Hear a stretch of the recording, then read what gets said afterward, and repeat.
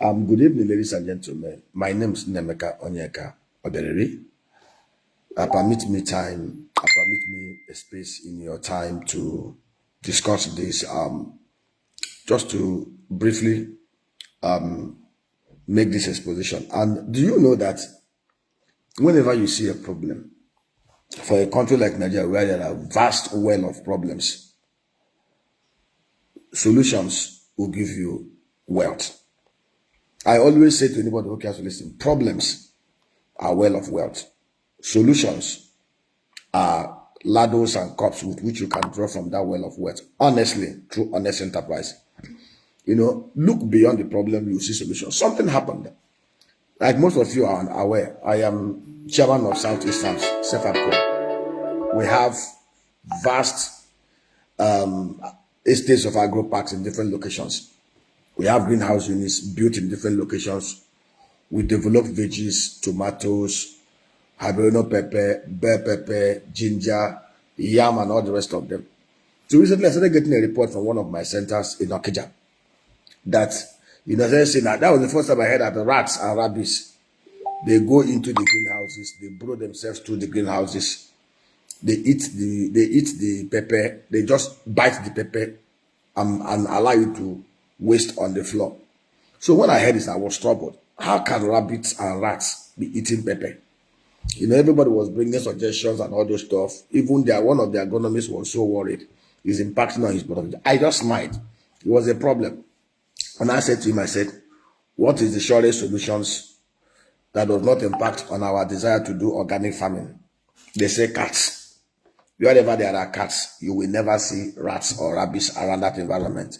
In another location, in Oji River, we talked about thieves coming into the location to come and carry things. I told them, I said, what are the solutions? Get Kenkoso dogs, train them very, very well. In the night, release them into the compound, go to bed. Anybody that enters the compound becomes ready meat for the dogs. So it just struck me. I said, okay, let's go. Where do we get cats? It was difficult to get cats. I said, okay, who knows how to rear cats?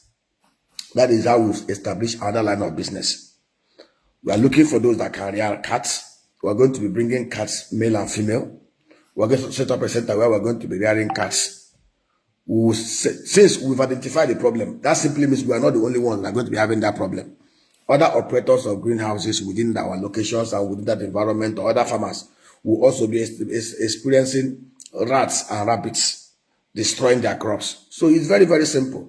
That simply means, since we already have a plan to do 18,000, so 90 greenhouses across most of the 1, 2, 4, 6 wards in the southeast, so that we'll be able to at least provide 30% of domestic supply of those veggies within that our southeast location. So we have to go into rearing of cats to produce kittens to distribute within our centers, and then to also share to sell to those who may be having similar problem as we are having. For the dogs, we are rearing Kenkoso dogs, the real hunting dogs. So we are going to be using the dogs in our centers, and those who want to buy dogs, we will sell to them. So what is the issue? There was a problem. The problem is a problem that was supposed to affect our bottom line in terms of affecting our crop production. Now we are going to turn that problem. We are going to provide a solution, not just a solution to help us curtail the incursions of the rat and rabbits, but also yield us revenue in terms of animal husbandry. That is how human beings think. I was sharing with somebody the other time. I said, look at the only dollar billionaire in Nigeria who can trace his dollar billionaire route that does not have anything like money laundering, government patronage, is Chinedu Echego. Chinedu finished from Syracuse University. Of course, he schooled at King's College, Lagos here. Did the secondary school here in Nigeria. Chinedu went to Syracuse University, finished his BS, went to the US for his master's degree at Harvard. Chinedu, I think in the early 2000s, went to New York, lost his way in the substation. Chinedu is a first-class brain. Chinedu knew that if he could suffer the same problem, any other person could suffer the same problem, because he's a very smart kid. Chinedu did not, I'm sure that Chinedu is not the only person that have ever missed his way in the substation. Others will have missed their way, abused the American government, abused themselves, and then walked away. Chinedu began to think about how he would create solutions so that those after him will not suffer what he suffered. That was how he developed HubSpot, and later sold it to Apple for $1 billion. The guy is busy doing great things across the world. That is how everybody should be thinking. I'll give you another problem here. We have domestic food domestic food supply gap, huge food supply gap.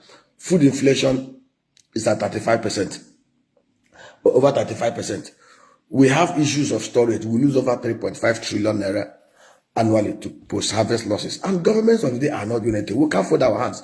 We also discovered that mechanized farming in Nigeria, it does not scratch the surface. Netherlands, 1.5 million hectares of land, 270,000 tractors. Tractor population of 1 tractor to 5.5 hectares of land. For us to even get to the level of Netherlands in terms of tractor land, arable land mass, we have almost about 6 million tractors. Currently, we have only about 24,000, and most of them are moribund. And that is why it's expensive to produce food in Nigeria, because to even clear a hectare of forest and prepare the land and plant, it takes almost about 1 billion to prepare the land and clear it. So what are we doing? We are bringing massive tractors. We are concentrating on the southeast of Nigeria. Don't allow yourself to be deceived. A governor will bring a 75 horsepower tractor. He will tell you he bought it for $60 million. Of course, they do it to inflate things. And of course, but we are bringing tractors the same size for almost a quarter of the same amount. And the arrangement is to set up mechanized clusters in each of the wards. Mechanized clusters that will have mini bulldozer, tractors, harvesters, and other farm implements. You know, we are setting up agro parks. Since governments are not willing to set up agro parks, we are going to be working with communities. We're going to be working with individuals, those who can afford 1 hectare, 3 hectares, 10 hectares, 5 hectares. We will aggregate them together. We will bring mechanized equipment. We'll help them to clear it. We'll prepare it. We'll plant it with them. And of course, we'll collect our fees. Our fees is just to we'll process whatever is produced there. And we'll take 20% of every return within that cluster for managing it. It's our technical fee, and nobody can take that away from us. Now, I come again to the issue of today, as I'm talking to you. A 25-liter palm oil is selling for 60,000 naira. And based on the domestic supply gap, it may get to 100 naira, because when season is coming in, there's going to be short supply of the fresh fruit bunch from the palm trees. Why do we have domestic palm oil supply gap? Because we have not breached that gap. In 1965, we controlled 45% of the global market. Today, that market is at $5 billion, $2 billion size. Between Indonesia and Malaysia that came to us to pick the seedlings in the 18th centuries, in 19th century, they are controlling the huge swath of the market. Today, we consume 2.4 million tons of the palm oil. We only produce 1,050,000 tons. That simply means we are not even producing up to 50% of what we consume here. To cover that gap, we will need to cultivate 400,000 to 500,000 new hectares of the super Naira palm plantation, the ones that can do up to 30, 45 tons of fresh fruit bunch annually by the time they get to 4, 5, 6 years, maturity. And to be able to cover that gap, we have to plant 85 to 90 million new trees. The governments are not doing anything. We're not waiting for the government. So what have we started doing? We started developing nursery parks in different locations. In Amai, we have over 30,000 palm trees. In Ibode, we are doing different locations so that we reduce the logistic cost. What are we doing? Because people do not even understand the importance of this. The only way you can bring down the price of goods and services is to provide quality supply over quality demand. When supply is more than demand, price will come down. It's a simple logic, law of demand and supply. All factors, all other this being constant. So basically, that's what we are doing. So if you have your land, let me tell you what will shock you. A hectare of the palm plantation gives you an average of 25, 30 tons of fresh fruit bunch. Today, a ton of the fresh fruit bunch is selling for 250,000 naira. So a hectare of land that you plant palm trees while you're intercropping it with ginger, with tomato, with onions, with other things that can give you big cash crop. Within the next 4 or 5 years, you'll be getting nothing less than 7.5 million. Just selling the fresh fruit bunch to us to go and process in our numerous factories. And you know the interesting aspect of it. The land is your land. The palm tree is your palm tree. It's your other biological assets. So the value of your land is appreciating. Nobody is telling you stories. You're not even going to be there to manage a farm, to harvest it. We will take sole responsibility. For the communities that may not have money, we will help you. Bring the land. You guys own the land. The land is the greatest asset after human capital. Provide your land. We will value it. How much will it take us to clear your 100 hectares of land? How much will it take us to supply you the palm trees or the cocoa trees or the moringa oleifera trees? How much? We will agree on it and we will sign agreements. It will cost this. You give us protected check. if you don't have the cash. We will help you develop it. You will pay us over time. If you can't pay us over time, when it is mature, we will harvest it. These things are no skyrocket science. For those in diaspora, rather than waste your money in Ponzi games in Cybex, and we can help you. There are locations in Anambra and Abia State where ILX is doing a marvelous job. That is why you are having massive foreign direct investment into Abia State, and which some of us are spearheading, because the truth is, investment goes and flows into areas where there is transparency, where there is trust, where there is security, where there is accountability in governance. And that is what OLX is bringing to the table. Governments actually are supposed to provide policy program framework that will attract investment into their environment. So we see palm oil is going to 60, 100 naira, 25 liters. Mark it today. Today is 21st of May. It's going to that level. The only thing that will crash it is when there is supply, and the supply is not there. And that is what we're trying to do. Call upon us to help you. I say this thing. Problems are well of wealth. Some of us are so wired, when we see problems, we start jumping up. Let me give you an example. There was a place where we are trying to do 700 plus of land. We are going to do 50,000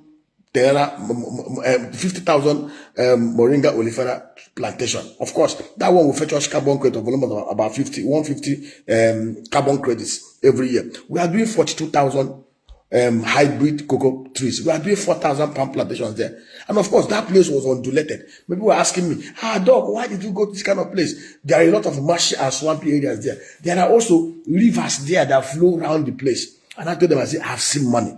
The problems are money. Those swampy areas, we're going to be doing sugarcane there. We're going to be doing bamboo. Bamboo is a huge money spinner. Sugarcane is a huge, as of today, a hectare of the sugarcane, the hybrid we are going to be planting, will give us about 80 tons. A ton of sugarcane is going for $1,000. Close your eyes and see the kind of money we are seeing here. And in 18 months, 24 months, the sugarcane will start producing. And sugarcane is regenerative. It's renewable. Once you plant one, as you cut it, other ones are sprouting up, just like plantain and banana. These are smart thinking. In the rivers, we're bringing an excavator. We are going to dredge those rivers to deepen it. We're going to do shoreline embankment. Use this. Then we are going to close one end and the other end to allow the waters flow. We are going to set up massive fish pond over a space that is bigger than a stadium. And on top of it, we are going to raise hanging poultry farms, so that the poultry manure and everything and the maggots will fall into the water and provide free food for the fish, while we use our moringa to augment them. Integrated farming, cash cow. My people, we are seeing problem, but when I saw the landmass, saw the way, I have already seen what we can use to turn the problem into wealth. That is what, when God said he has commissioned us to go into the world, to subdue it, to replenish it, to multiply it, and to be fruitful. God did not say there was no problem. He only put us there to turn the problem into wealth. Before the advent of the aircraft, it will take you years, even a lifetime, to travel from here to the US. Somebody invented it to make life easy. And the inventions and creations are done. We are godlike. We are created to provide solutions. We are godlikes. We are supposed to be the light of the world, the salt of the earth. Wherever we see bitterness, we produce our saltness, and the bitterness becomes sweet. Wherever we see darkness, we'll shine our light and darkness disappears. So some of us will just turn the Bible upside down. We are solution providers. What distinguished Joseph, Daniel, Shadrach, Meshach, and Abednego from the rest of the Jewish crowd then, and or even the Gentiles, was their creativity. They think beyond the problem. They see solutions where everybody see woes and cries. So we can build up a society where everybody creates wealth. Honest, transparent wealth creation. When Peter says, you can see, I was listening to Coach Charlie's other Cosmos Mordecai, and the same thing. Once you're very credible, once you're very creative, once you're very honest, the trace of your wealth, the root of your wealth can easily be traced. When you see people flaunting money, throwing money around, you cannot see the problem they solved. You cannot see the solutions they provided. You cannot see any tangible value add to the society. They are thieves. They stole that money. You can trace Elon Musk money, how he made it. You can trace Mark Zuckerberg's money, how he made it. But most people who claim to be billionaires in Nigeria, you can't trace their wealth because they stole it. But we have avenues through which we can create massive wealth for everybody. So if you're a town union head, you're a mission people, churches, women group, individuals, we have capacity, come, let's guide you. We can do it. We are created to do it. Land, human capital, equipment and machineries, and funding, 4 factors of production. We will harness them and put them together sincerely and honestly, and we will sweat wet. Where we see problems, we'll bring our light, provide solutions, the wealth will come.